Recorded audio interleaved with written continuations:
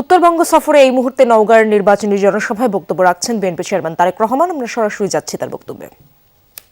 সবাই জানেন, কৃষক ভাইদের জন্য আমরা আরেকটি পরিকল্পনা গ্রহণ করেছি। সেটি হচ্ছে যে কৃষক ভাইদের, সারা বাংলাদেশের সকল কৃষক ভাইদের কাছে আমরা একটি কার্ড দিব, কৃষক কার্ড নাম। এই কার্ডটির নাম কৃষক কার্ড। শুনছেন? এর মধ্যে কৃষক কার্ড। এইটি আমরা ধীরে ধীরে, একবারে তো পারবো না, ধীরে ধীরে আমাদেরকে যেতে হবে। কিন্তু সব রকম প্রান্তিক কৃষক বলেন, ক্ষুদ্র কৃষক বলেন, মাঝারি কৃষক বলেন, বৃহত্তর কৃষক বলেন, সব কৃষক ভাইদের হাতে আমরা আস্তে আস্তে এই কৃষি কার্ডটা পৌঁছে দেবো। এখন এই কৃষি কার্ড দিয়ে কি হবে? এই কৃষি কার্ডটা যখন তার কাছে পৌঁছবে, তখন এই কৃষি কার্ডের মাধ্যমে আমরা সেই কৃষক ভাইয়ের অন্তত একটি ফসলের, সে যদি আলু চাষ করে অথবা পেঁয়াজ চাষ করে বা যেটাই সে চাষ করুক না কেন, যেটাই করুক, একটি সিজনের একটি ফসলের, তার একটি ফসলের যাবতীয় বীজ, সার, কীটনাশক, তার যেটা একদম প্রয়োজন সেটি আমরা তার কাছে পৌঁছে দেওয়ার চেষ্টা করব, যাতে করে, এবং এটা কয়েক বছর চলবে, যাতে করে ধীরে ধীরে সেই কৃষক ভাইটা একটা শক্ত অর্থনৈতিক মেরুদণ্ডের উপরে দাঁড়াতে পারে, তার অর্থনৈতিক ভিত্তি যাতে শক্ত হয়। শুধু এটাই নয়, এই কৃষক কার্ডের মাধ্যমে তার জন্য কৃষি ঋণ পেতে সুবিধা হবে।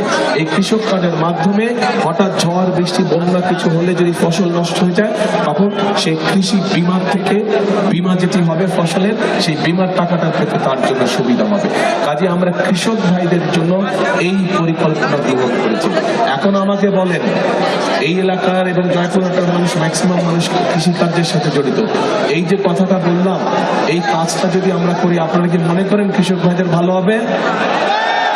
কি পিছনে তো দেখি না, পিছনে কি বলে, ভালো হবে? আচ্ছা, ঠিক আছে। এখন তাহলে কি এটা করবো আমরা?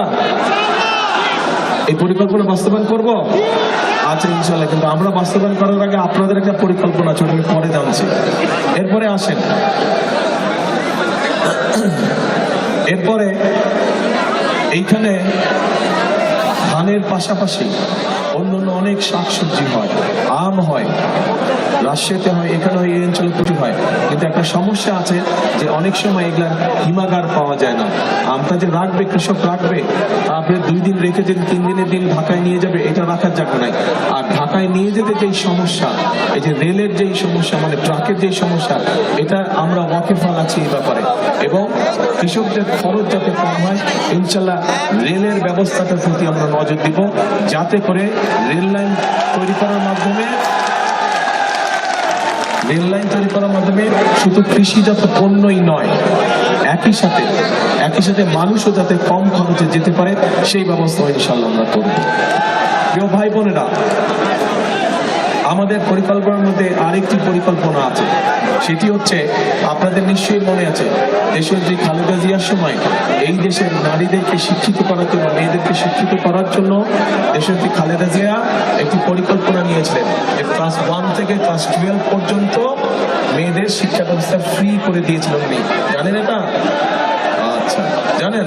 Very good. আচ্ছা, এখন আমাদের এই মেয়েরা কিন্তু বড় হয়েছে, তারা অনেকেই কিন্তু সংসার শুরু করেছে, নিজেদের সংসার আছে, কিন্তু সংসার তো আছে, শিক্ষিত হয়েছে। কিন্তু এই শিক্ষিত করলেই তো শুধু হবে, শিক্ষিত হওয়ার পাশাপাশি তাদেরকে স্বাবলম্বী করতে হবে, তাই না? কাজেই এই মাদেরকে স্বাবলম্বী করার জন্য আমরা মায়েদের কাছে ফ্যামিলি কার্ড নামে একটি কার্ড পৌঁছে দিতে চাই। এবং এই ফ্যামিলি কার্ডের মাধ্যমে এটি দলমত নির্বিশেষ, শ্রেণী পেশা নির্বিশেষে সবাই পাবে।